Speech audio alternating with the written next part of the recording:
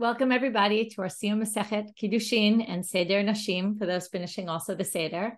Our Siyum is dedicated to the safety of our soldiers, the residents of the South and the North, the whole country, and to the safe return of the captives, in memory of those who have fallen, and refua shleima to all those injured, and also for the safety of all the Jews around the world.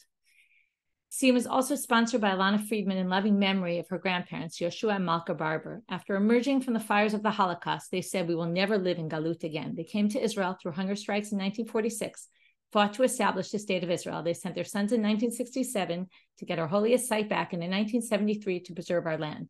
May their zchut be our zchut as a nation to defend and return our people to Artzenu. And also it's dedicated to Rabbanit Rachelle and all the women of the Hadran community. B'zchut Nashim tzidkaniyot nigalu avotenu. May the merit of all the Nashim Tzidkaniyot that have completed Seder Nashim hasten our Geula. I just want to start with saying that my heart reaches out to each and every one of you. I know that each and every one of us in the last month has gone through our own personal struggles, whether it's our own, our family members. We're each struggling in a very personal way, everybody affected in a very different way from what's happening. And we're all struggling on a communal level as a people, as a nation.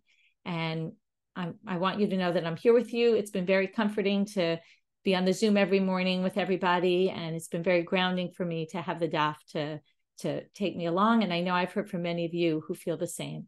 So I just want to say that it's really something very special. I saw, number one, there were a lot of siyums that took place in different places in celebration of different groups of women that are learning with us. And it's very encouraging to see people celebrating during this difficult time. It's really, first of all, we have a lot to celebrate. We now passed half of Shas, which is really amazing. And we finished all of Seder Nashim, in addition to this, Seder Moed and Masechet Brachot. Our schedule for tonight is, I'll be teaching the daf as usual. We will do the Siyum. Then Rachelle Sprecher Fraenkel will be speaking. Then we'll hear from Dr. Dahlia Levy about her experiences learning from the learning perspective. And then we're going to finish a little different than usual. We're going to finish with Dr. Aliza Lavie, who wrote a book called Tfila Nashim about prayers of women that women have written throughout the ages. We're going to have a special section with a little bit of prayer to end with. She'll introduce it for a little bit, and then we'll have 4 women saying one of the tefillot from her book, and then we'll say the tefillah for the chayalim and for the injured soldiers, or injured in general, injured people from the events, and for the captives. Okay, that's going to be the order of events for today. Okay, we are finishing our Masechet. We're now going to get down to business. We are finishing our Masechet on Daf Pei Bet of Kiddushin. We're in the middle, even though we're starting at a Mishnah, which is nice, we're in the middle of a section about Yichud. Okay, laws of not being alone in a room, a man and a woman. We had all the laws of how many women, how many men. Okay, we're not going to get into that anymore. We're going to start off with an interesting Mishnah. In general, if I had to give a title to this daf, I would call it career counseling, okay, which you might say this is a bit of a strange thing to end Masechet Kiddushin with career counseling. What does that have to do with anything? Of course, the first thing that comes into my mind is they always say, you have 3 questions. What are you going to do in life? Who are you going to do it with? And where are you going to do it, right? So these are 2 of the questions, right? Kiddushin, the marriage, and what are you going to do with your life? But I don't really think that's why it's here. Anyway, we'll learn the daf, and then we'll get to try to make some sense out of why the Masechet ends here. Lo yelamed Adam, we're at the top of Pei Bet Amud Aleph in the Mishnah. Lo yelamed Adam ravak, sofrim, v'lo tilmad isha, sofrim. A man who's single should not be a teacher of students, and a woman should not be a teacher of students either. Okay, the language is a little bit strange. I'm not going to get into it, whether it's yilmad, yilamed, to teach or to learn. Sofrim aren't actually students. They're really people who teach students. So it kind of sounds like but what it really means is the single man shouldn't be teaching students, and the woman shouldn't be teaching students. Now, the simple reading of the Mishnah seems to be that we're concerned that the single man might have desires and might actually abuse some of his male students, because we're obviously assume they're not talking about he's teaching females. The woman, they don't want a woman in the classroom with younger boys because, again, something might transpire there. But you'll see that the Gemara is going to change that simple reading and not really think that that's the issue. But it will be of a sexual nature, obviously, because we're in the middle of Yichud, and that's really the concern. And I think it's very forward thinking of the rabbis, because I think even though seems a little strange. First of all, single, we know that there's unfortunately sexual abuse also with, and sexual harassment with married men. It's not only single men. But I think that what it shows is that the rabbis had an understanding that these kind of things go on. And what they're coming up with, now you might not agree with all of their rules, but they're trying to address a situation that we all know exists today. And they wanted to try to say, well, this is our advice for how to make sure to avoid those type of situations.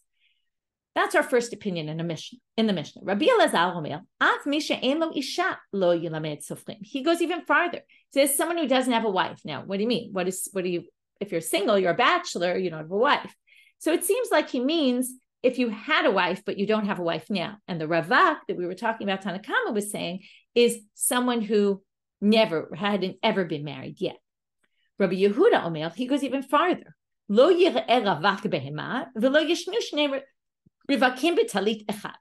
Rabbi Yehuda says a single man shouldn't go be a shepherd alone with animals because there's a concern for bestiality. Now, this is something that we don't relate to at all.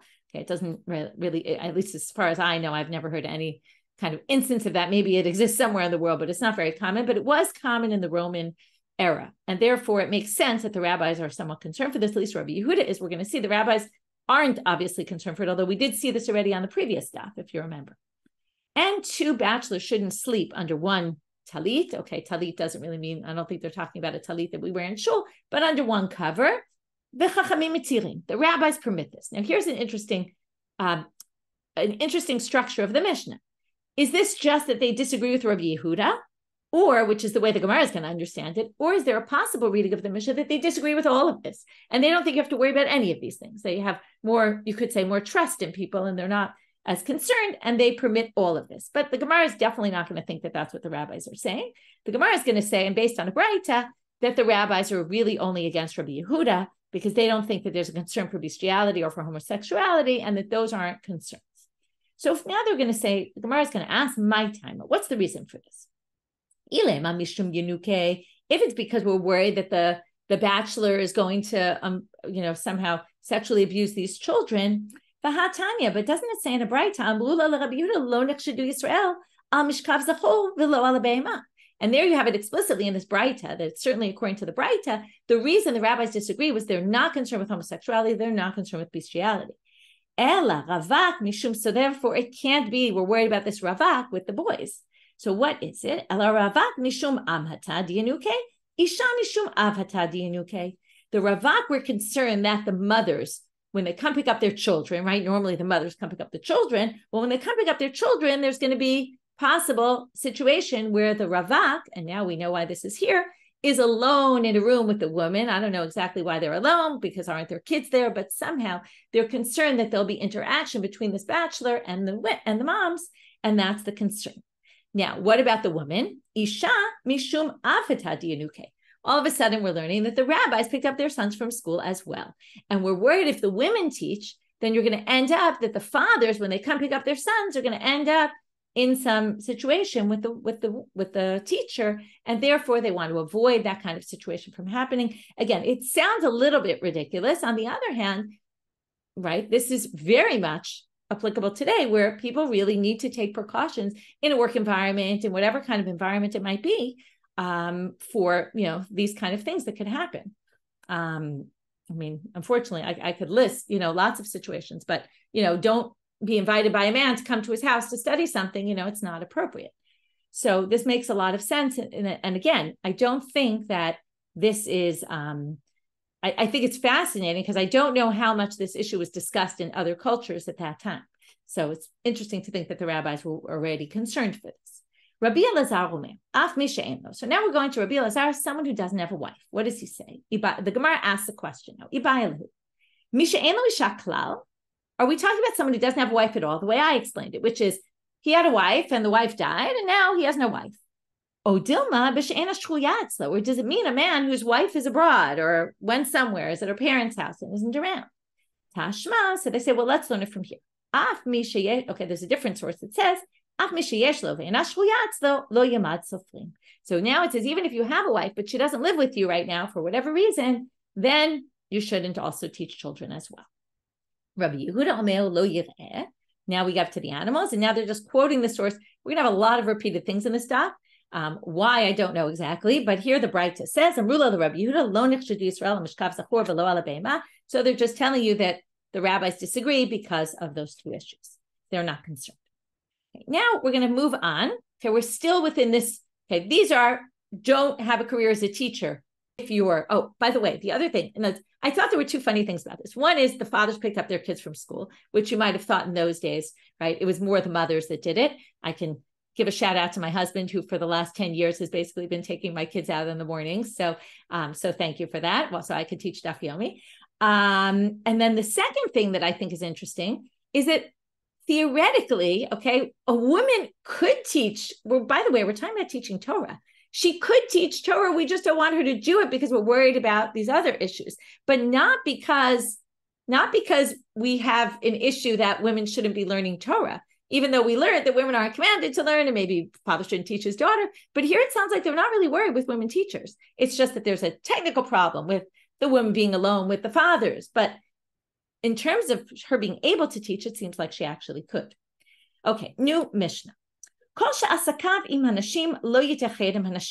we're going to get into a whole thing about different careers that put you in a position, okay, we're talking to men right now, that you're going to end up with women, okay? There's all sorts of jobs where you'll end up with a job with women. We'll get into a whole list of them. Well, if you have work business things with women, this, by the way, right, is also nowadays, you should be very careful of these things. This is all, only in recent years have we become more aware of these problems. So don't go alone in a room with a woman. Now, a man should not teach his son a job that is going to create, right, like a job that's mainly for women, and he's going to be the only man among the many women. Rabbi Meir, you should teach your son a trade. By the way, remember, this is referencing this is the first chapter. Remember all the mitzvot ha'av alaben, and one of the things is the father has to teach the son a trade. So when you're teaching him a trade, by the way, don't just teach him any trade. Teach him a clean and easy trade. Okay, what does that mean? Well, we're going to get to it, but it means something that's clean, like no one's going to suspect you of, whether it's sexual harassment, whether it's stealing money from people. Okay, we'll get into all these trades that could lead to that kind of thing. And kala means that you could make your money easily, and then you'll have time, obviously, to what? Learn Torah, right? That's what they always wanted. Don't spend too much time at work so that you have time for Torah. But that's not enough. So make sure, right? Try to teach them the trade of kala, and then you should pray to God, because He's the one who controls the money in the end anyway.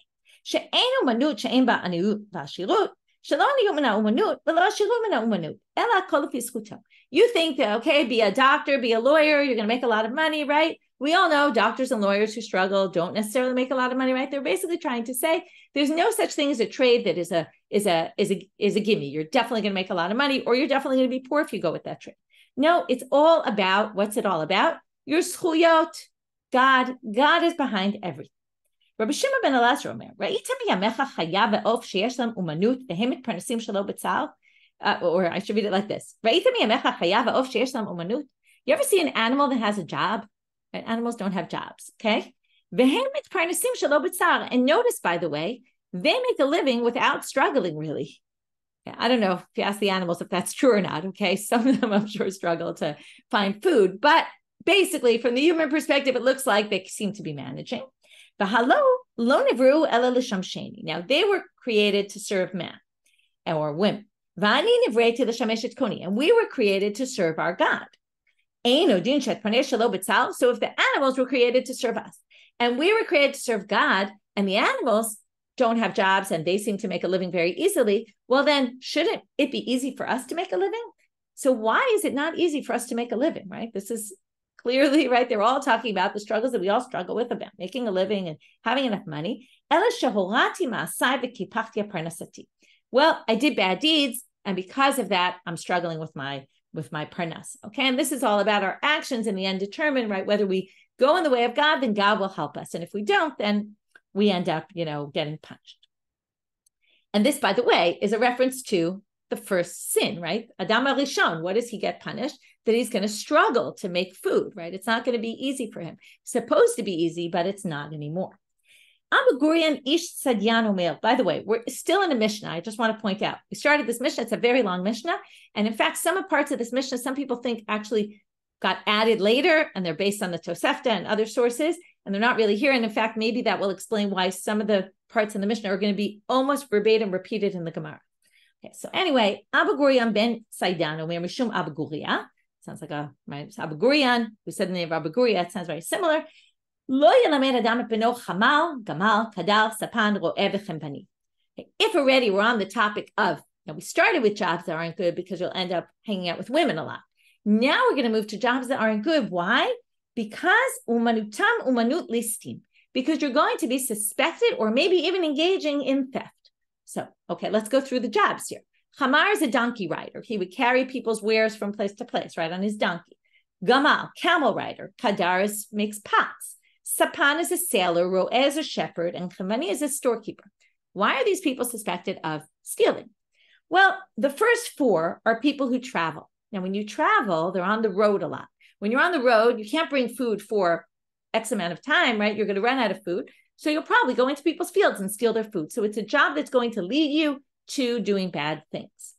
Ro'eh is always considered a ro'etzon, a shepherd. They always take their animals to graze and land. We'll get to Sanhedrin when they say you can't, if you're a ro'etzon, you're a shepherd, you can't testify because we think you're a thief, and thieves can't testify because we're suspicious that they're going to take money to lie falsely.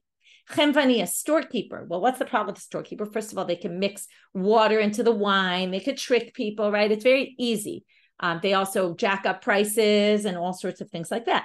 Okay, I'm not saying if you're a storekeeper, it's bad. Wait till you see what they put on their list here, okay? They seem to be on a tirade against many, many professions. So I'm sorry, I hope you don't get offended if you happen to be in any one of these professions, happen to be a teacher, and I was on the first list. I shouldn't be teaching, apparently. So, okay, umanutam umanut listim, okay? Now, Rabbi Yehuda omer mishmo.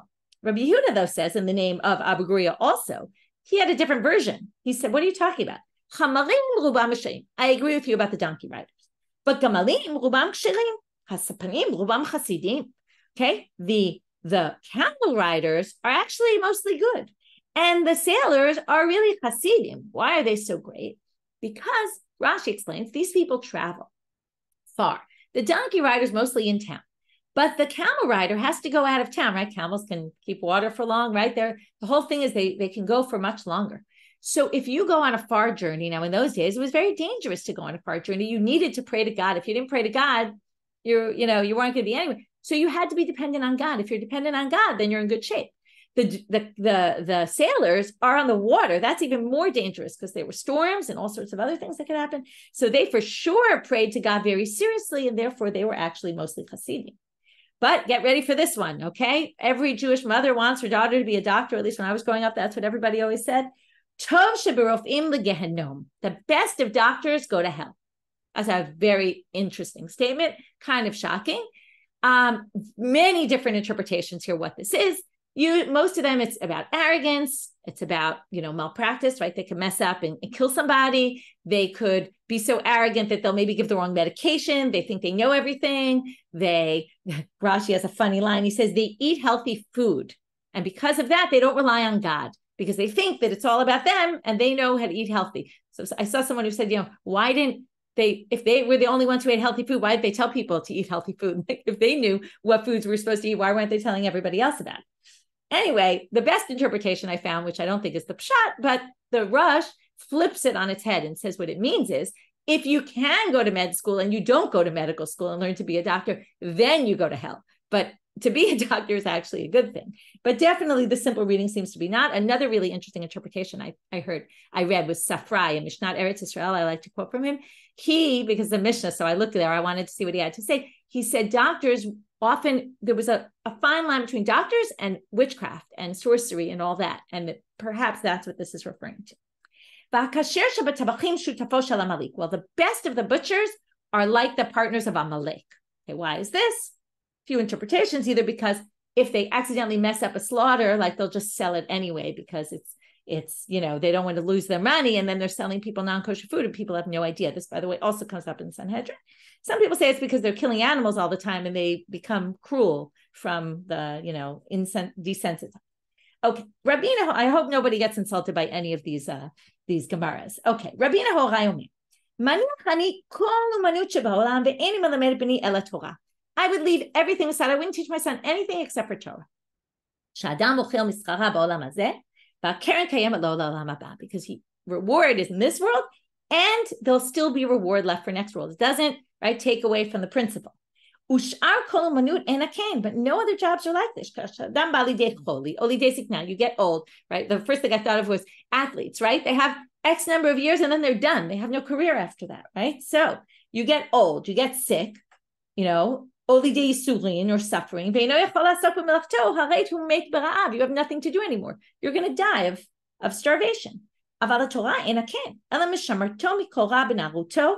what does Torah do? There's a very powerful line. We're going to come back to this later. It protects you from all evil when you're young. And it gives you a future and a hope in the time when you get old. Okay, your Torah will always be there for you when you're old. Where do we get this? Those who beseech God or search for God will get renewed energy. Right? What does that mean? That you will still have, right, your fruits will be as fresh as, right, even in their old age. Okay, you'll still be bearing fruits in your old age. Nice from the parsha this week. Okay, upcoming parsha. Avraham zaken v'Hashem berach et Avraham bakol. Notice Avraham was old, and that's when he gets this big blessing of bakol. There's many opinions what bakol is. Some people think it was a daughter named Bakol. Okay, but anyway, he gets blessed at the end of his life. He did the entire Torah, even though it wasn't even given yet. You might remember that Rashi that said he did Eruv Tafshilin, and right, unlikely that that's really the truth, but what it means is he kept the Torah, he kept the concept of what the Torah was all about, and because of that he was rewarded in his old age, and that's your proof that the best thing to do is to learn Torah. Now, does he mean don't have another profession? Could be. There's different opinions of the Gemara. We've seen this before, where some rabbis say, no, just Torah. Some people say, no. In fact, many people say you need a job and Torah, right? Ein kemach ein Torah. So it could be he's just stressing that you should spend time learning Torah because it will give you a lot more than a profession will give you, but not necessarily he means you shouldn't have a profession. Okay, now going to the Gemara. Tanu Rabbanan. So we're continuing along these lines of what professions are good and what are not. Okay, anyone who ends up in a job that has too much to do with women will turn bad. It'll pull him away. Kigon hatzorfim, like the people, the smiths who make jewelry because they sell them to women. Probably that's the reason. Sarikim, they're the carders. They card the wool. Also a job that was for women. Nikolot. The women would have these hand grinders, the hand, what do you call it? A hand mill.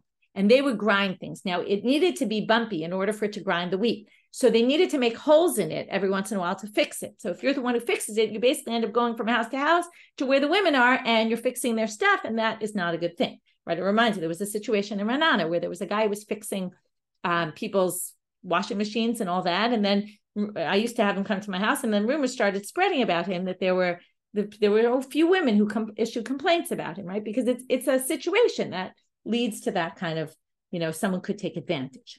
Harochlim, same thing. The peddlers, again, different opinions, but some people say they go door to door salesmen, and they go to the houses of the women when the men are out. And again, dangerous situation. Gardim, the weavers. Okay, again, a woman's job usually. Saparim, they did the hair, so like hairdressers, I guess, for women. Kofsim, launderers. Again, usually all these things had to do with clothing. Usually was the women. Hagara is a bloodletter. We're going to get to him and why they have a lot of bad things to say about the bloodletters. That was also a health thing, but they weren't exactly doctors. So they were kind of a little, in between there. Balan, this is the guy who works in the bathhouse. You shouldn't do that. Now, interesting. I thought when I first read this, I said, wait a minute. Aren't there bathhouses for women and bathhouses for men? And wouldn't you obviously have women balaniot in the bathhouses and the men in the... So Safrai says that in the bathhouses, they were all for the men, and they just had some hours that were for women. And therefore, they didn't have jobs that the women would come work those hours, but the hours the women would come in, there would be the regular workers there. So you can imagine why that wasn't exactly a great job for a man. And the Borski are the tanners. So first of all, it has to do again with clothing. And it also had a bad smell. Like some of these jobs, the gardim, we also see the weavers, it was considered a low-life job. Okay, and we're going to see that soon. If you were ever in this job, no job for you to ever be a king and not a kohen gadol, my time, not because you're really disqualified, and it's considered a low-life job. So we never have a king or a kohen gadol who was in some job that was considered a really poor job. Tanu Rabbanan. Okay, how do we relate to this today, right? It's a good question, right? I don't think this Gemara is meant to be understood literally. But again, you should take into consideration some of these issues, especially to prevent abuse. Okay, now they say, Tanu Rabbanan. Now we're going to talk about this blood letter. These are all ways he holds his body, very arrogant. He leans to the side. He's very arrogant in his spirit. He leans when he eats. He's very miserly. Now, the thing they say about the bloodletters is going to lead us to the next few things about him. Everyone would eat after they did bloodletting because if you remember, if you don't eat, you get sick. So you have to eat. Otherwise, you get very weak. Like they did it for health reasons. They took out a lot of blood. They thought it was healthy for you, but they made sure you had a big meal. Well, they would always invite the bloodletter to the meal, and therefore they were always stingy because they never had to actually spend any money on food, and therefore they became very stingy. Next thing, they're envious of people, because they see all these people with all this money, or I don't know what exactly. They eat a lot because they're always eating at these festive meals, and then they don't actually excrete it all. Okay, I don't know why they're talking about that. But chashud ala arayot, they also, because they end up with women, Rashi says, nashim tzrichot lo v'iskoim mahem. The women need bloodletting, and then he ends up doing stuff with women. And ala gezel, he might steal. Rashi says a bit of a strange one, which is the women, because they need money for this, they'll end up stealing in order to go to the bloodletter, and shvichut damim, because maybe they could take too much blood by accident, they might kill somebody. Okay. Darish bar kapara. So even though they believed that bloodletting was important, they also were pretty down about the person who would have this job. We'll get back to this kind of thing. If they're down about these people, well, you need people in all these jobs, so they'll have something to say about that in a minute. Darish bar kapara. Now he's going to say the same thing we saw in the Mishnah. So teach your son a trade that's clean and easy. Maihi. So what is this? Amar Rav Yehuda. Bit of a surprise here. Machata de talmiyuta. A needle, certain type of needle. So some people think it means to manufacture needles, which might make a lot of sense. Otherwise, it sounds like Rashi said it's a very special kind of stitching. But then it goes back to the clothing, and it's something the women did. But maybe this was, you think about sometimes the most famous, like women are mostly the ones cooking, let's say, and like typical, stereotypical. But the chefs, like the big chefs in the world, many of them are men. So it could be that also the women were into the sewing, but the real specialty type was really done by men. So maybe that's one way to understand. Or maybe they were manufacturing the needles.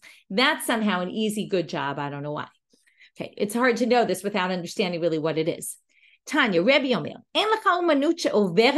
this is kind of funny. There's no job that will never be anymore. In other words, all jobs, once there's a job, it will always be that way. We know now with AI and all sorts of other things that is not true. Now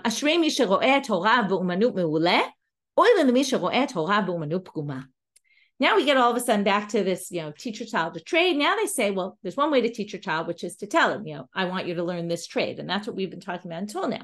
Teach your child this kind of trade, not that kind of trade. Here, they're saying, blessed is the person who has their parents as a role model. Not because their parents are telling them this is what you should do, but they see their parent in that role. They say, oh, wow, that's a good job. I'll go follow my parents, right? Like how many people, their parents are doctors, they become doctors, or, that kind of thing. And if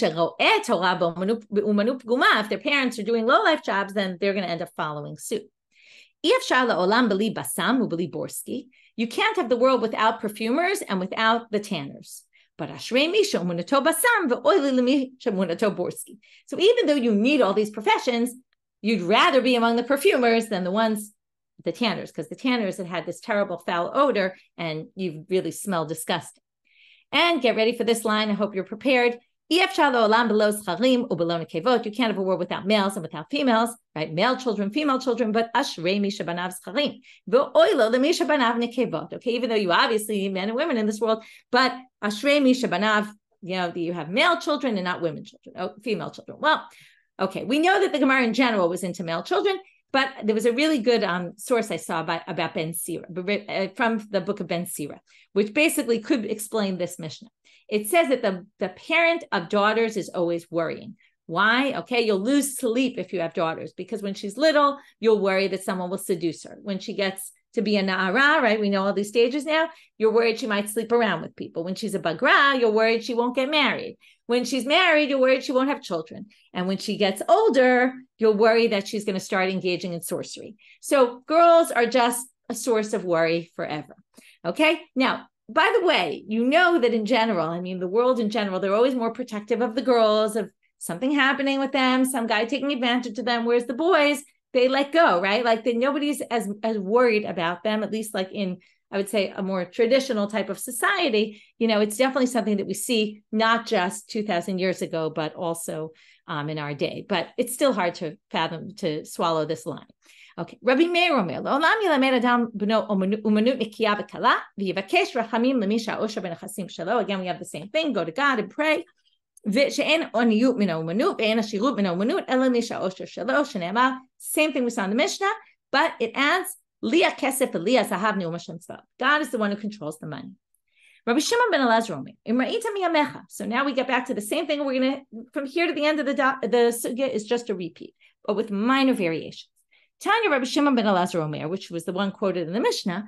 I never saw a deer who dried figs.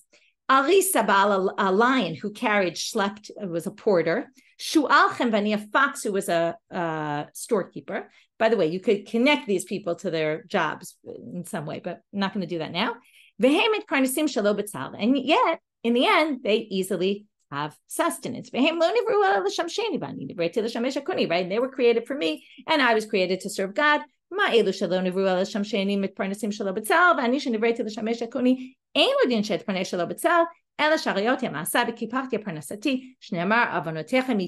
only thing they add here is that my sins turn me away, a pasuk. And basically, again, it's saying the same thing. The reason we have to work hard is because we sin. Rabbeinu Horai Omer, Maniach ani kol umanut, and now we're going to quote again, almost word for word. And maybe it really wasn't in the original Mishnah, and that's why it appears in the Gemara here. Tanya Rabbeinu Horai Omer, Maniach ani kol umanut shebaolam ve'eni melamed b'ni ela Torah.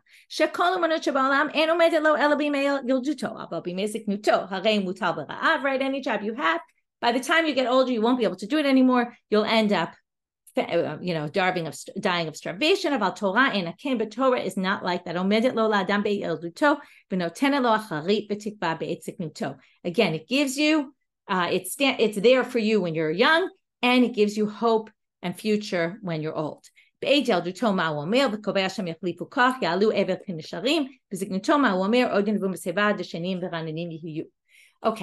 what are we going to do with all of this Gemara, right? What does this have to do with our Masechet?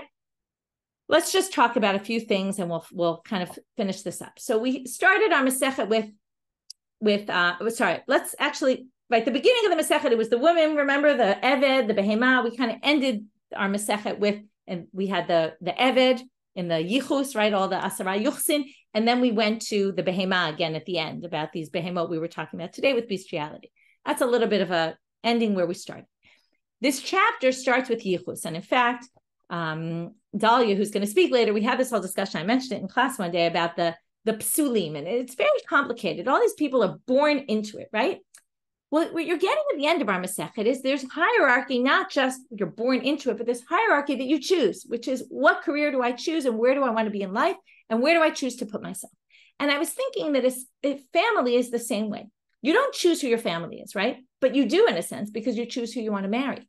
So there's this, you're kind of part of your family that you were born into, and then you have your family that you create as you choose your path. And I think that we're all a part of what we're born into, and yet what we pick up along the way and the choices that we make. And I think that's what this chapter is really talking about. That you're born into, you could really be born a mom's there, right? And it could be because your parents' actions and they caused you to be in this situation. But you do have a way out, right? In other words, there are paths that you get to choose on your own. And I think that that's an interesting thing that perhaps we're ending our Masechet with. The other thing that the Masechet is really ending is this idea about prayer and learning Torah, and the importance of both prayer and learning Torah. And it made me think of Pirkei Avot, right? There's three things that the world stands on Torah, Avodah, and Gemilut Chasadim, right? Torah, learning Torah, avodah, which is prayer, and gemilut chasadim. So, of course, like, what does it make me think about? What's going on nowadays, right? We have a lot of people, we're in the middle of a war, and people are all trying to do good deeds and trying to do as much as they can to, help, whether it's paying shiva calls, whether it's helping people who are displaced from their houses and creating schools for them, and helping, people who are fighting in the war, and people who are sending packages to soldiers, and people, abroad are sending tons of packages and everything that's needed. And everybody's trying to do as much as they possibly can. And you see that people are organizing prayer groups that are getting together and praying and working on that. And the third part is obviously our piece, which is the Daf Yomi part, which is, like I said in the beginning, so many people say, wow, this is such a strengthening thing for me. This is keeping me alive. In fact, I saw someone who posted on Facebook, she had a big Siyum with a lot of people in her community. And then she said, after thanking me for the learning, she said, I guess you had a good reason for doing this. Like, as if the whole Daf Yomi was meant for us to have this right now so that we could have something to hold on to and give us strength and anchoring. And so our hope and prayer really is that, our actions, our prayers, and our learning will really do what, maybe they repeated this pasuk of Rabbeinu Horai for our sake, which is really what he says at the end about it will obtain acharit, right? Sorry, I'm trying to find the words, but he says, right, it'll protect us from all evil, and it will be acharit v'tikva be'etzik nuto, and it will provide us with a future and a hope, and that hopefully these three things that we've been working on together will help us to give us the strength that we need to get through this challenging time period. With that, Hadran alach asara yopsin uslit ala Masechet Kiddushin. Okay, and Seder Nashim. Let's pull up the Hadrans, and if everybody's ready. Hadran alach Masechet Kiddushin v'Seder Nashim v'Hadra Chalan. Da'atan alach Masechet Kiddushin v'Seder Nashim v'Da'ata Chalan. Lo nitnashe minach Masechet Kiddushin v'Seder Nashim v'lo titnashe minan. Lo ba'al mahaden v'lo ba'al mada'ate. Hadran alach Masechet Kiddushin v'Seder Nashim v'Hadra Chalan. By the way, if you didn't finish Seder Nashim, just say Masechet Kiddushin, which is also great. Da'atan alach Masechet Kiddushin v'Seder Nashim v'Da'ata Chalan. Lo nitnashe minach Masechet Kiddushin v'Seder Nashim v'lo titnashe minan. Lo ba'al mahaden v'lo ba'al mada'ate. Hadran alach Masechet Kiddushin v'Seder Nashim v'Hadra Chalan. Da'atan alach Masechet Kiddushin v'Seder Nashim v'Da'ata Chalan. Lo nitnashe minach Masechet Kiddushin v'Seder Nashim v'lo titnashe minan. Lo ba'al mahaden v'lo ba'al mada'ate. Yehi ratzon lefanecha Adonai Eloheinu v'Elokei avotenu shetehei toratcha umanutenu ba'olam hazeh utehei imanu la'olam haba. Chanina bar Papa, Rami bar Papa, Nachman bar Papa, Achai bar Papa, Abba bar Papa, Rafram bar Papa, Rachish bar Papa, Surcha bar Papa, Ada bar Papa, Daru bar Papa. Ha'arev na Adonai Eloheinu et divrei toratcha befinu ufipiyot amcha beit Yisrael. V'niyeh anachnu kulanu tze'etzaenu v'tze'etzei amcha beit Yisrael. Kulanu yod'ei shmecha v'lomdei toratcha lishma. Me'ovai techachmeni mitzvotecha ki la'olam hi li. Yehi libi tamim b'chukecha leman lo evosh. Le'olam lo ashkach pichudecha libam chiyitani. Baruch ata Adonai lamdeni chukecha. Amen, amen, amen, sela va'ed. Yehi ratzon lefanecha Adonai Elohai. Kashem she'azartani l'sayem Masechet Kiddushin v'Seder Nashim. כן תעזרני להתחיל מסכתות וספרים אחרים ולסיימם, ללמוד וללמד, לשמור ולעשות ולקיים את כל דברי תלמוד תורתך באהבה. וזכות כל התנאים והאמוראים ותלמידי חכמי התורה מפינו ומפי זרענו עד עולם. להתקיים בנו, בתהלכך תנחה אותך, בשוכבך תשמור עליך, והקיצות היא תשיחך. כי בי ירבו ימיך ויוסיפו לך שנות חיים, אורך ימים בימינה, בשמאלה עושר וכבוד, אדוני עוז לעמו ייתן, אדוני יברך את עמו בשלום. Wow, אשר כוחך, kulam to everybody, mazal tov, huge accomplishment, especially for those starting from the beginning. Like I said, we're more than halfway at this point. It's very exciting. Okay, today we're going to skip the beginning of Bava Kama because we already did it, so I'm not going to be learning that right now. And it's a real honor for me to be introducing Sprecher Fraenkel, who is a Talmidah Chachama of top echelon, a teacher, and a real true leader and inspiration.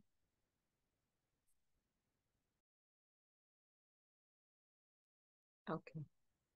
So that I had the absolute best time going through all the little boxes of everybody saying the Hadran with a daughter, with a husband, with this, or a man, or all of you. It was like, and it goes on and on and on, and it's so exciting. Um, Mazal tov. You should be zocher for many more masechtot. I must say, they say b'shivcha shel achsanya. You have to speak in honor of your host. It's the ability to celebrate something in such difficult times is such an important decision, and not just letting go of things. Oh yeah, well we just finished the Masechet, we finished the Seder. No, this is a big deal, and like you said, the things you do on a daily basis are sometimes the source of your sanity. So, mamash kol hakavod. It makes me think of the big celebration we were part of, I think, almost 3.5 years ago, and how much motivation it gave to tons of people to say to themselves, "I want to be part of that." Next Siyum, I want to be there. I want to have something significant to celebrate, and just kol hakavod and Michelle, all the ha'aracha for that. So we're just gonna speak a little bit about the end of Seder Nashim, and not proper shiur, just a few thoughts about the end of Seder Nashim. Um, there are in the Medrash and in the Talmud, there are at least 2 instances where the different Sderim are dubbed onto words of psukim. Let's see if let me here. I'll share this. So I'll make this larger. Does this show? I don't. Okay. Oops. Okay. So just for as an example, this is the less famous example. Torat Hashem Tmima, זה סדר נשים. עדות השם נאמנה, מחכימת פתי, זה סדר זרעים. שהוא מאמין בחיי העולם וזורע. פקודי השם ישרים, זה סדר מועד. מצוות השם ברא, זה סדר קודשים. יראת השם תורה, זה סדר טהרות. משפטי השם אמת, זה סדר מזכים. So they take this known pasuk, בתורת השם תמימה, מסביבת, etc., etc., and they take the words about the wholesomeness of the Torah. The tmima means something that's not cracked or broken, something that is whole. And they say the wholesomeness of Torah, of a Torah life, that's Seder Nashim. And it goes very well with the idea of the ability to marry, to both to start a family, and when a person feels that they reunited with their the half that maybe they lost in the first chapters of Bereshit, when we were separated to 2 sides, and the wholesomeness of man and wife and everything that comes from it. Of course, Seder Nashim covers many parts that are not so wholesome, the gitin, the yevamot that comes after a tragedy, and things like that. But the idea here, I think, of Torat Hashem Tmima Zeh Seder Nashim is that in the best life is complex, but when it goes well, Tmima is family life, is marriage, is everything that is discussed in Seder Nashim. The more famous pasuk that is usually used is from Masechet Shabbat. The pasuk is from Yeshayahu, and the dubbing is from Masechet Shabbat. So here's the pasuk from Yeshayahu. ואמונת איתך חוסן ישועות חוכמת ודעת יראת אדוני היא אוצרו. So I just chose one of the translations. Speaking of the foundations of your times, itecha is the times that you live through. Emunat itecha here is translated as foundation. It could also be translated as faith, and a rich store of salvation and wisdom and knowledge. A fear of the Lord is the key to this treasure. When you read commentaries on this pasuk, it seems to say that if you're looking for resilience, if you're looking for something that will stand for many years and throughout your life, the source for that would be wisdom and knowledge and the fear of God. Okay, that will probably be the source of it. Rashi does comment there that let's see if I can see the quote.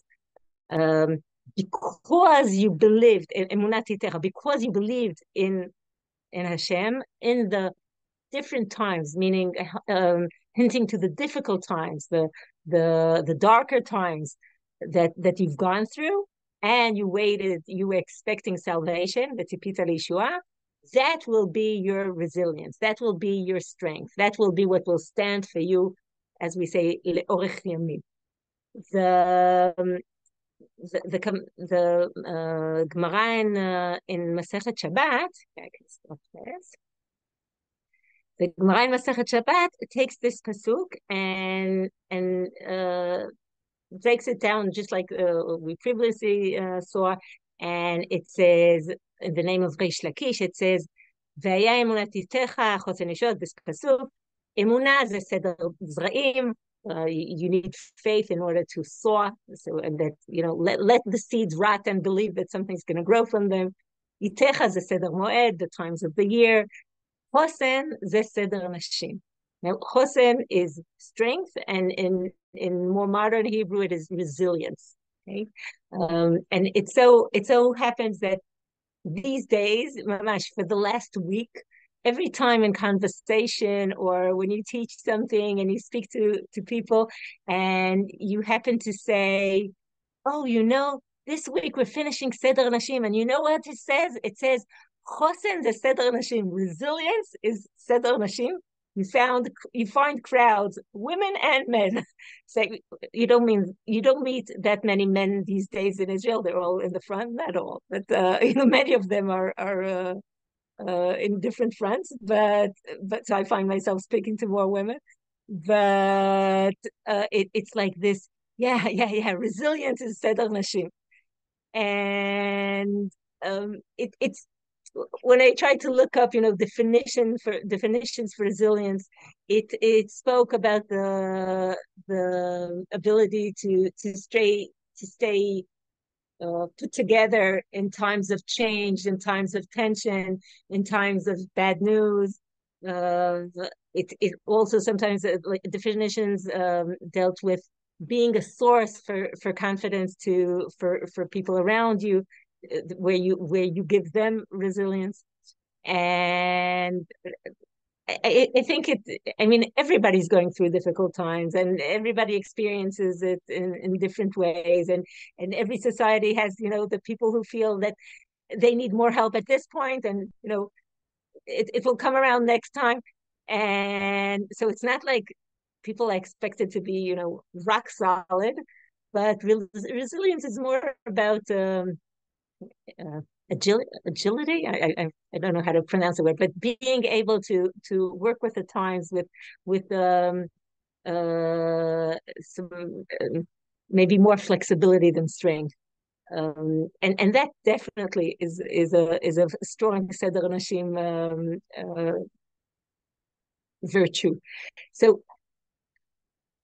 even if I think at like the historical point of view of the family unit and the history of Am Yisrael and the classic roles that Nashim took all the generations, it's like we used to have this game when we would do bat mitzvah programs where they would have to put in order all the generations of Rishonim, Achronim, Tanaim, Amorim. We would make a mess of it, and they would have to put it in order, and there would be a little card that in the beginning they would write their names on it, and that they would figure it out, and they would put that in the end, and whatever.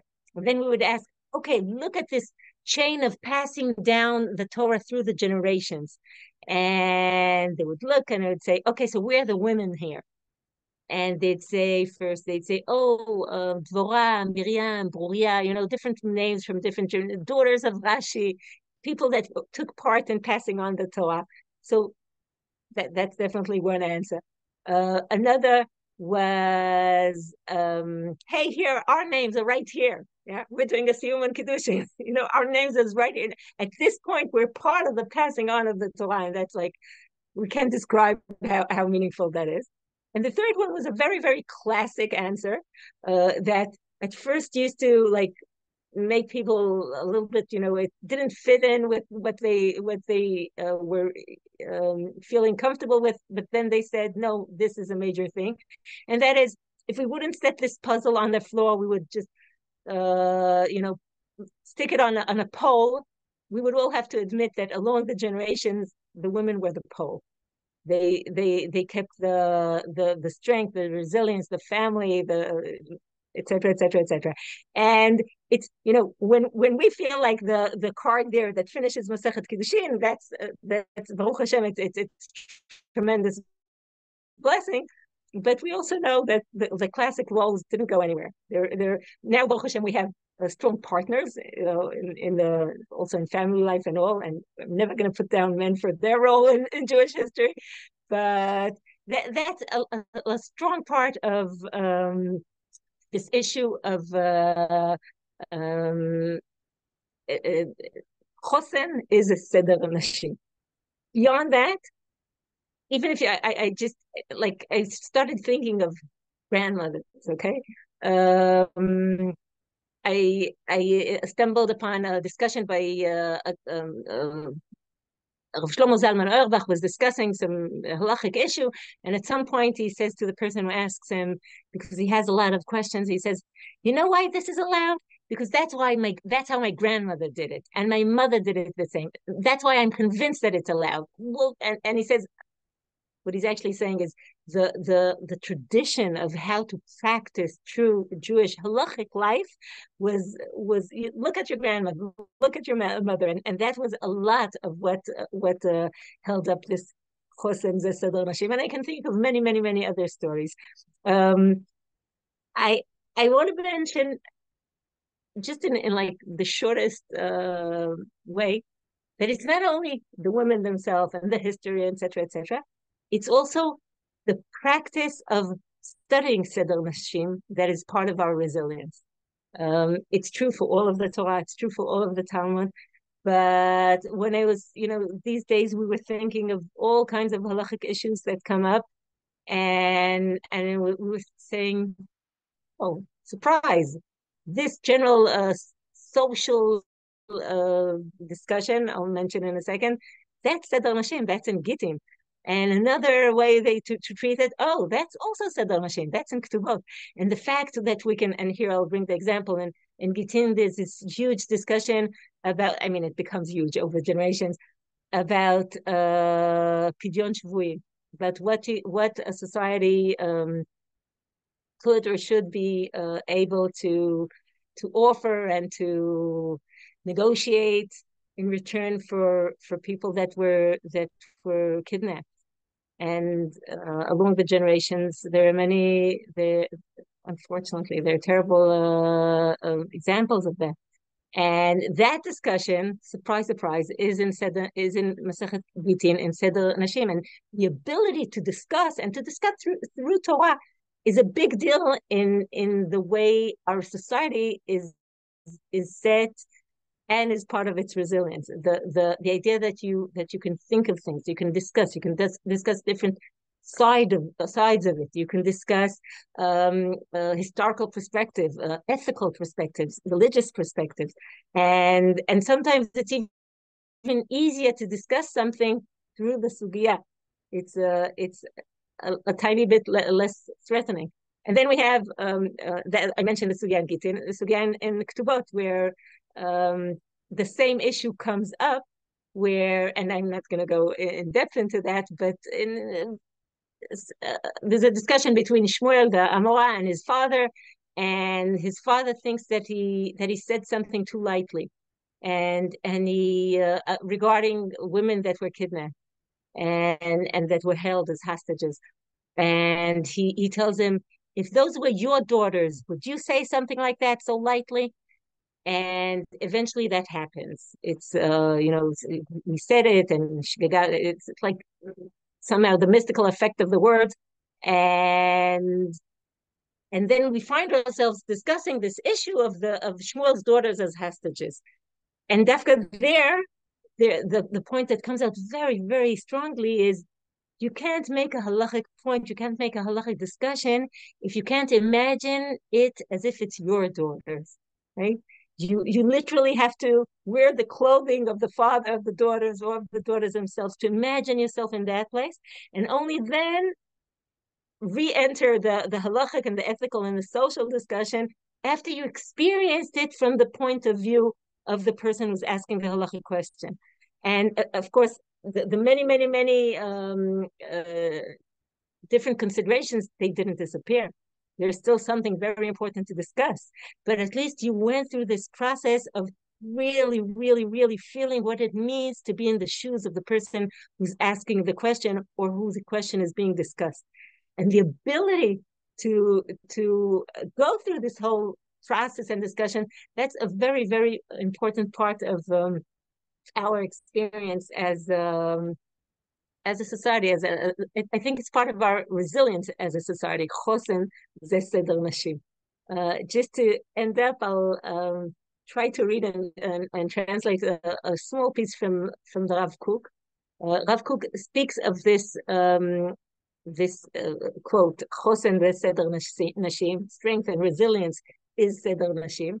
And he speaks how the basis of family life and everything that is derived from it is the basis and the strength of our nation. And then he ends with the words, and if disturbances, but praot also could mean in modern Hebrew pogroms, okay, and delays will come up for a while.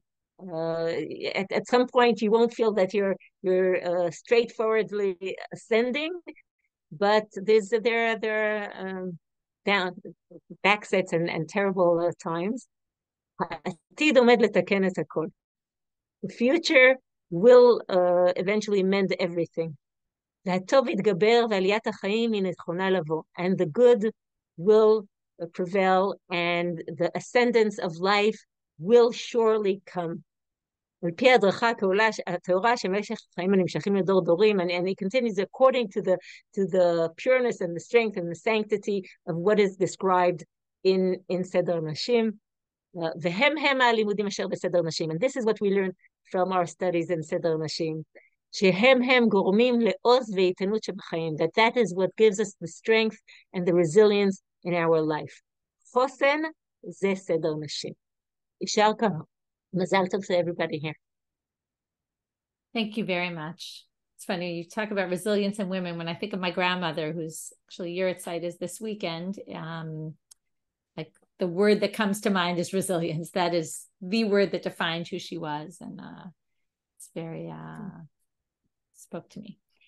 Dr. Dahlia Levy, who's a dear friend of mine, whose commitment to Daf Yomi since the beginning of this cycle is something that is inspiring to her family, who loves to send me pictures of Dahlia learning in all sorts of situations, and also to her friends. And what I love about Dahlia is that she's always making connections to her work as a clinical psychologist, connecting between the Daf and her work. So we're blessed to have Dahlia speak to us today on her insights in finishing Kiddushin and Seder Nashim. Thank you so much. I feel incredibly honored to be speaking at this very moving Siyum tonight. So I'm just going to get started. As a clinical psychologist, I have long been convinced of the power of the therapeutic or clinical setting, both for myself and for my patients. By defining a day, an hour, a physical space together with its contents, all as fixed, certain, and expected, we can better weather and manage all the storms that will inevitably rage and the unexpected that will surprise. Both therapist and patient find comfort and stability in the fixed physical setting of the session. The armchair in its set corner with its familiar softness, the painting on the wall, the table with its water glass and scratched left corner, the toys and games, sounds and smells that are noticed only if altered. These elements create a frame, a type of container, into which can be thrown a mix of raw material and ingredients that can be safely combined, processed, and decoded in various different ways. With increased frequency, even from 1 meeting to 2 meetings a week, comes greater depth, insight, and change. In my mind, I have often compared Daf Yomi learning to a particularly rigorous psychoanalysis with obvious differences. I say rigorous because even Freud did not consistently meet with his patients 7 days a week. Daf Yomi learning with Rabbanit Michelle has provided and continues to provide us learners with something fixed and constant for the past 3 years and 10 months, a set daily hour with a familiar face via screen or voice via podcast. We learn in our kitchens, on our sofas, by our dining room tables, in the local fields while walking our dogs, in our cars while commuting or during plane travel, each learner creating for herself a physical space or setting from which she can most effectively maintain the rigors of Daf Yomi learning. Over time, the repetition and the consistency of the setting and its familiar rhythm becomes associated with a sense of safety, of certainty, of something that proves itself able to withstand life's many obstacles. No matter what we will hear, today's Daf we are learning is. Within the safety of this framework, we read, translate, and interpret the text, the material. While the words are written, there are countless ways to analyze them and make them comprehensible and digestible. Betty Joseph, a well-published British psychoanalyst, writes that the whole setting should provide an environment in which the therapist can think and feel freely, and thus be able to observe what comes from the child and what is stirred up in him or herself. Within the safety of the Daf Yomi framework, we might allow ourselves to feel stirred in multiple different ways, moved, awed, frustrated, confused, sometimes angered by a particular rabbinical response or agadah. We might allow our minds to wander and be curious by unexpected associations that appear. Sometimes we will gratefully embrace the intellectual rigor to block out whatever internal or external storms are raging. Within the safety of the Daf Yomi framework, these movements can freely occur without judgment and without fear of repercussion. Thanks to its frequency, we can pick up each morning exactly where we ended just the day before. The material remains fresh, and our relationship with the Daf, with its contents, and with Rabbanit Michelle and Hadran community continues to evolve without interruption. It is no wonder that Rabbanit Michelle has received so many words of thanks from her learners for the network of safety provided by Daf Yomi during this incredibly traumatic period, defined by danger, threat, loss, and worry, prompting her to ask me to relate to this theme from a professional and personal perspective. When we feel attacked in any way, we turn to the safety nets that are most familiar to us in order to manage. We hunker down at home and stay close to our families. We lean into the elements in our lives that both fortify us and calm us. Sometimes we have to take time to define what these elements might be and then access them. Elements that need to allow us the freedom to move between feelings of despair and hope, sadness and joy, fear and bravery. During this period of time, my own child patients are preoccupied with building fortresses out of blankets and pillows draped over chairs, small plastiline caves for their creations, and reorganizing and making space in their often overflowing cardboard boxes filled with their work. And we Hadran learners also have the Daf, our own daily Bet Midrash, our own personal fortress, no matter what. In our Masechet Daf Ayin Bet, we read of Rebbe's, Rabbi Yehuda Hanassi's prophecies whilst on his deathbed. Hayom nolad Rabbi Yehuda, she'en tzadik niftar min ha'olam, ad shenifra tzadik kmoto shene'emar, v'zarach hashemesh u'ba hashemesh. As Rebbe was dying, Rav Yehuda was born, ensuring that the world would not be left without a righteous leader for even a moment. I thought back to the powerful scene around Rebbe's deathbed as described in Masechet Ketubot. his students feverishly praying around the clock so as to keep him alive, even while he was suffering. Here, he sends them a message of hope by ensuring his students that they and their future generations will not be left alone, that great leaders are being born even while others are dying. Perhaps Rebbe was trying to give them the courage to let him go. He was perhaps trying to give them a lifeline in their moment of fear and darkness as they sat by their great dying leader.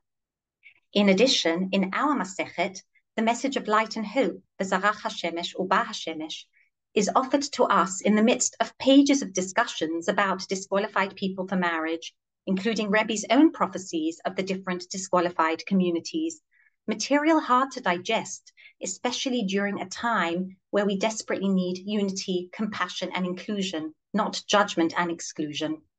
I was just about to ready my etrogim for pelting when we were thrown this ray of light, triggering thoughts and feelings that tempered the anger and the confusion.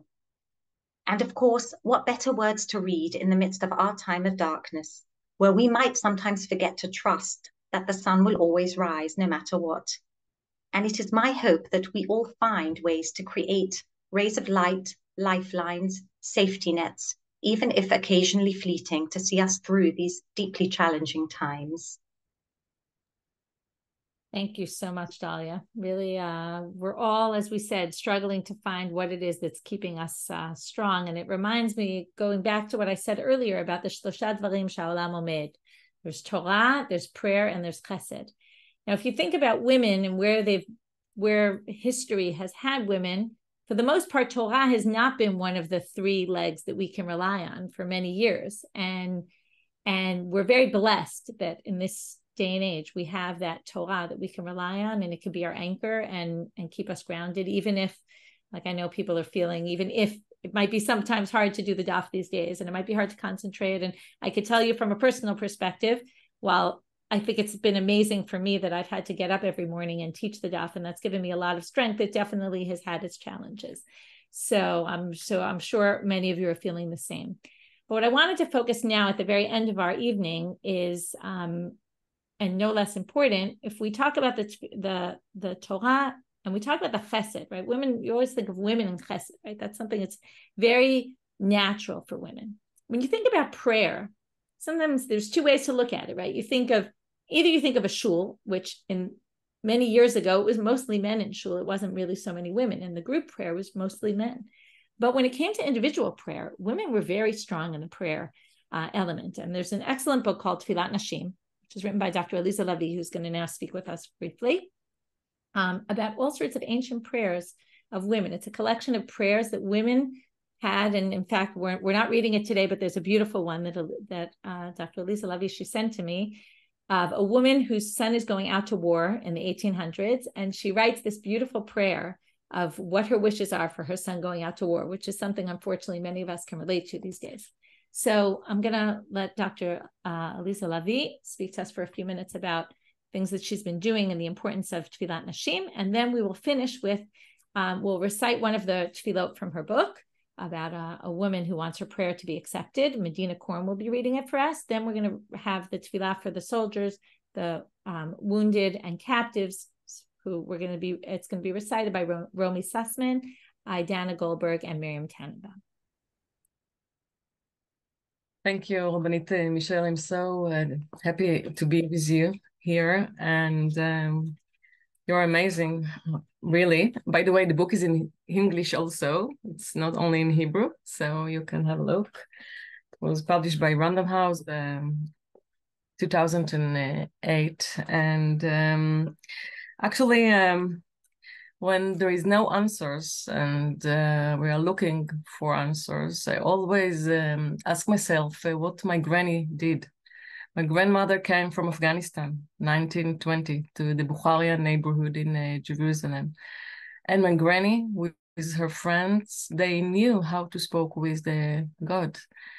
And she didn't know how to write and how to read, but she knew all the Torah by heart. And when they went to the synagogue, from the women's section, Seder Nashim, they correct the Baal Koreh when he had a mistake. And I always ask myself, how come? Who taught her? Who gave her the information? last Thursday, I was together with the mothers of the Chatufim in Tel Aviv, a prayer evening together with them. But before, some women asked me, Aliza, how come that we can speak with the Creator or to pray? We didn't pray, no one in our day. I'm ashamed to speak with the Creator now when my daughter lost and kidnapped, but I don't know how to pray. I really don't know how to pray. I want to pray, but I don't know how to pray. And it was a long discussion before this evening. And I felt that I want to bring answers to myself again. So yesterday I went to the kotel just before Motzei Shabbat. That's what my granny did. Always when she asked something, she asked us to take her to the kotel.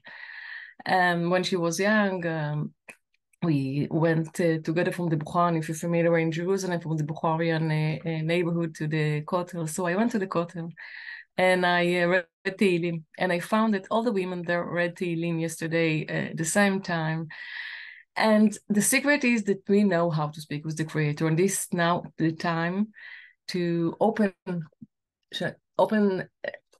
the sky and ask for help. And women know how to do it. We learn how to pray from Chana, from this famous Gemara, Rabbi Nuna, that all the Hilchot Tfila came from this Gemara.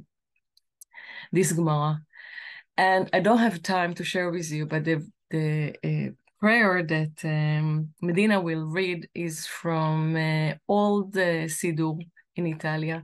This prayer I found it in Hebrew, not in Italian, because in Italy, women knew Hebrew. I'm talking about the 15th, 16th century, the new Hebrew, like the boys. This is the only community, Jewish community, that women knew Hebrew. So all the Siddurim for women, especially Siddurim for women, are in Hebrew from the 15th, 16th century. And this amazing prayer for, hear my prayer for women, that the God will hear her prayer. We can see and have and read together to ask God to help us in this difficult time when our sons in the army, and pray for shalom and atzlacha for all of Israel. And we know how to do it. So all the women need to do it together and open the sky. Toda. Medina, read the prayer from, hear my prayer from the Jewish Women Prayer Book in Italy, 1860.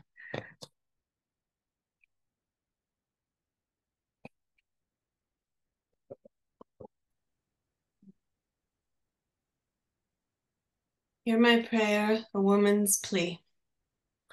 May it be your will, Lord my God and God of my forefathers, at this hour, as I stand to pray before you for my soul and the souls of my household, be a time of favor, a time of heeding, a time of hearing, that when I call out to you, you answer me, that I petition you and you grant my request. Command your angels who are appointed over mortal matters to be with me, to aid and to assist, to deliver and to save. Direct the hearts of people with whom I have dealings to whatever I desire, and turn their will to all that I want. Thwart all the plots of those who hate me, and confound the counsel of my enemies. Fulfill all of my wishes for the good, as it is written, he shall give you as your heart desires, and all your counsel he shall fulfill. Be with my heart as I deliberate. Grant me good judgment and guide me in all of my ways, and grant me success in all of my undertakings. Send blessing upon all my endeavors. Let me not be needful of mortal gifts, but rather depend upon your generous and open hand. Lift me up from the dust of my destitution. Elevate me from the lowliness of my need. Draw me close with the blessings of your right hand. Render me beneficent kindness. Blessed is he who renders beneficent kindness to his nation, Israel.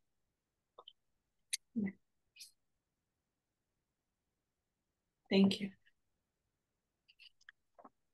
Yehi ratzon mofanecha Adonai Eloheinu ve'Elohei Avotenu shetechazek v'tishmor et chayalei tzava ha'hagana leYisrael ve'kochot ha'bitachon v'kol ha'ezrachim v'kol ha'esh ha'omdim al mishmor artzenu v'arei Eloheinu. Yiten Adonai et ohavenu hakamim aleinu nigafim lefanechem. HaKadosh Baruch Hu yishmerem ve'yatzilem mikol tzara ve'tzukah u'mikol nega u'mechala ve'yishlach bracha v'hatzlacha b'kol ma'aseh yadehem. Yadber sonenu tachtechem ve'yatrem ve'kater Yeshua u'vateret nitzachon. Vayekuyam bahem haktuv. Ki Adonai Elohechem haholech imachem lechilachem lechem im oivechem lahoshiach etchem v'ne'emar. Amen. Amen. Yehi ratzon mofanecha Adonai Eloheinu ve'Elohei Avotenu shetishlach mehira refua shleima min hashamayim refuat hanefesh u'refuat haguf l'chol haptsuim b'ma'aracha.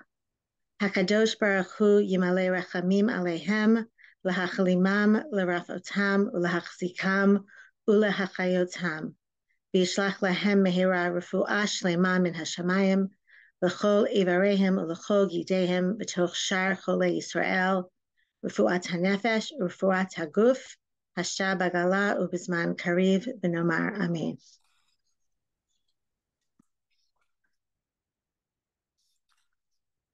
Yiratzon l'fanecha Adonai Eloheinu v'Elohei Avotenu shetechazek v'tishmor v'tintzor et achenu Beit Yisrael hashvuyim v'hashvuyot v'avor sh'anu mitpaldim v'avuram. HaKadosh Baruch Hu yimalei rachamim aleihem yishmerem mikol tzara v'tzukah mikol nega u'machala v'yishlach bracha v'hatzlacha b'chol ma'aseh yadehem yotzihem michoshech v'tzalmavet v'yishivim mehira lehechek mishlochotehem v'nomar amen.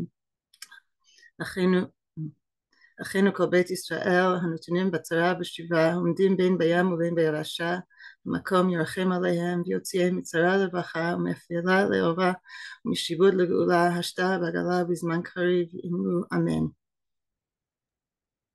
Okay. We have now opened the microphones for everyone, and what we're going to do is we're going to sing, and everyone is welcome to join us. Michelle, if you can keep. Okay, I'm going to share the words. Just a moment.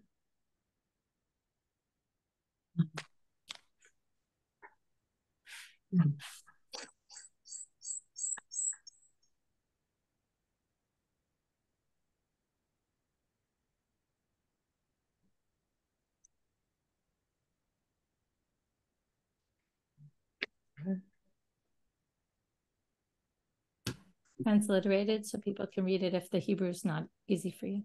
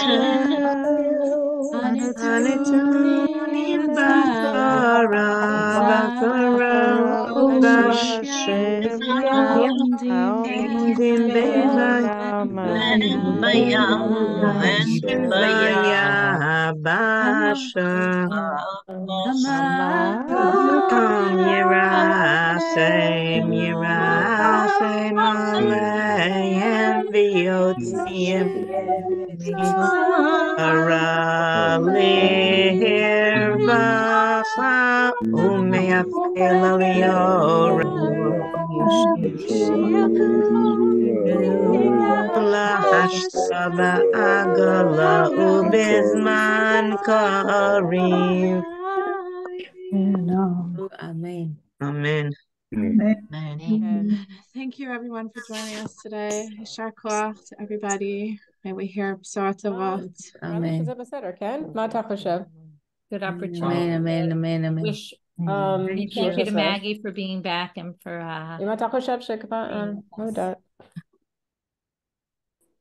Yeah, welcome back, Maggie. Lovely to see you. Thank you, everyone. Welcome back. You. Everybody Thank you, continue thank strength you. for these. Thank you very much. Thank you so much. And onward to Oxen. Thank you. Thank you very much. Thank you. Yes. Thank you. Let's get our teeth. Mazel tov, everybody. And holes in the ground. Mazel tov. Thank you. Thank you, Rabbanit Michelle, for a Always. wonderful Always. Siyum. Can we get the text of that Tfila, Michelle? Could you post it on the site? I'll post it on the Siyum post. Great. I also wanted the quote from Rav Kook that Rachelle mentions at the end. I'll ask for it. Yeah. Thank you. Chosen, everybody. Thank Chosen. Amen. Lesson It is was good. wonderful. Thank you. Excellent. Thanks so much. Thank you. Thank you. Laila Tov. Nishma b'torot tovot. Amen. Amen. Keep safe, everyone. Thank you, everyone at Hadran. B'sorot tovot.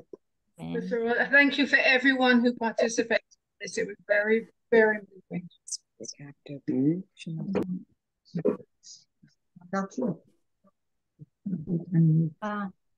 Because of William Nomi. I remember the Bye, everyone.